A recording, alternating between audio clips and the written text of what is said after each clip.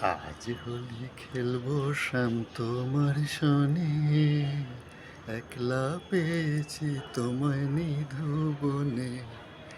আজ হোলি খেলবো শ্যাম তোমার সনে, একলা পেয়েছি তোমায় নিধুবনে। নমস্কার, সকলকে জানাই দোল পূর্ণিমা ও হোলি উৎসবের আন্তরিক শুভেচ্ছা ও শুভকামনা। এই যে দোল বা হোলি উৎসব, এর তাৎপর্য নিহিত আছে শ্রীকৃষ্ণের নামে।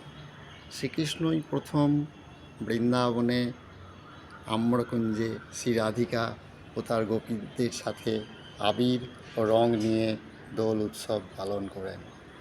এই যে দোল বা দোলনায় চেপে রাধাকৃষ্ণকে বেষ্টন করে পূর্ণিমার রাতে ছন্দময় শোভাযাত্রায় গোপিনীদের নাচ, এটাই ছিল দোলযাত্রার প্রধান বৈশিষ্ট্য।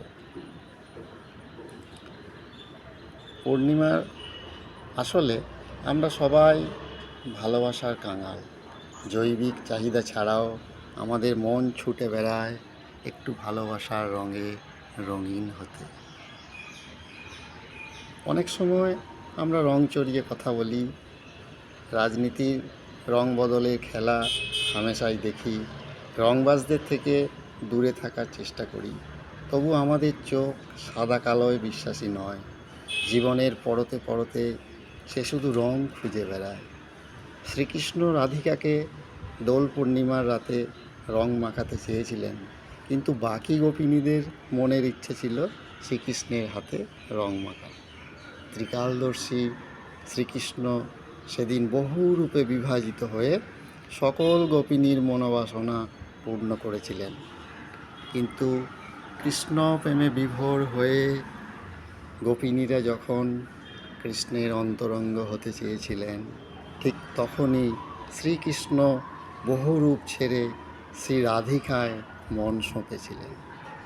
এভাবে কৃষ্ণ বোঝাতে চেয়েছিলেন শারীরিক চাহিদা নয়, সত্যিকারের মনের ভালোবাসাই পারে জীবাত্মার সাথে পরমাত্মার মিলন ঘটাতে। দোল পূর্ণিমার গুরুত্ব ঠিক এই জায়গাতেই লুকিয়ে আছে। অন্যদিকে পৌরাণিক কাহিনী অনুসারে ব্রহ্মার বরদানে রাক্ষসরাজ হিরণ্যকশিপু শক্তিশালী ও অত্যাচারী রাজা হয়ে উঠেছিল। কোনো মানুষ বা প্রাণী দিনে অথবা রাতে তাকে বধ করতে পারবে না। অথচ তারই ছেলে প্রহ্লাদ ভগবান বিষ্ণু স্তব করছে, এটা হিরণ্যকশিপুর সহ্যের বাইরে ছিল। তাই বোন হোলিকার সাথে হাত মিলিয়ে প্রহ্লাদকে চিরতরে সরিয়ে ফেলতে চেয়েছিল।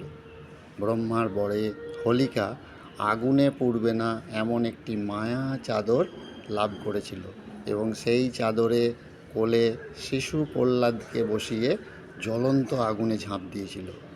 কিন্তু নারায়ণের কৃপায় বিষ্ণু ভক্ত প্রহ্লাদের গায়ে চাদরটি উড়ে আসে, ফলে প্রহ্লাদ বেঁচে যায়।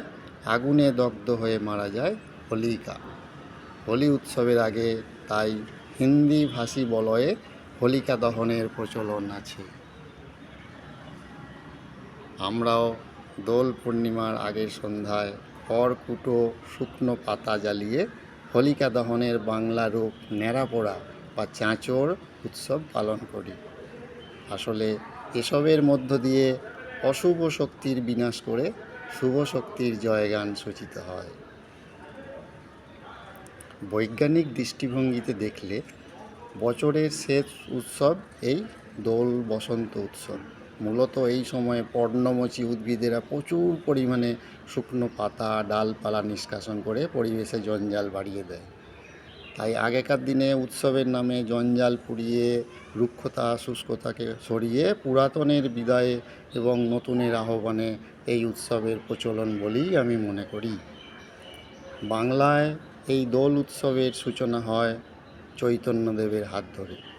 1486 সালে দোল পূর্ণিমা তিথি চৈতন্য মহাপ্রভুর জন্ম হয় এবং 1515 সালে তিনি গৃহত্যাগী হয়ে বৃন্দাবনে যান। পরে বৃন্দাবনের দোল উৎসবের রঙে অভিভূত হয়ে তিনি বাংলার প্রথম দোলযাত্রার সূচনা করেন। পরবর্তীকালে আমরা দেখেছি রবীন্দ্রনাথ ঠাকুরের হাত ধরে শান্তিনিকেতনের হরি বসন্ত উৎসব সারা বিশ্বে কেমন সমাদৃত হয়েছে। সবাই ভালো থাকুন, রঙে মাতুন, সুস্থ থাকুন। নমস্কার।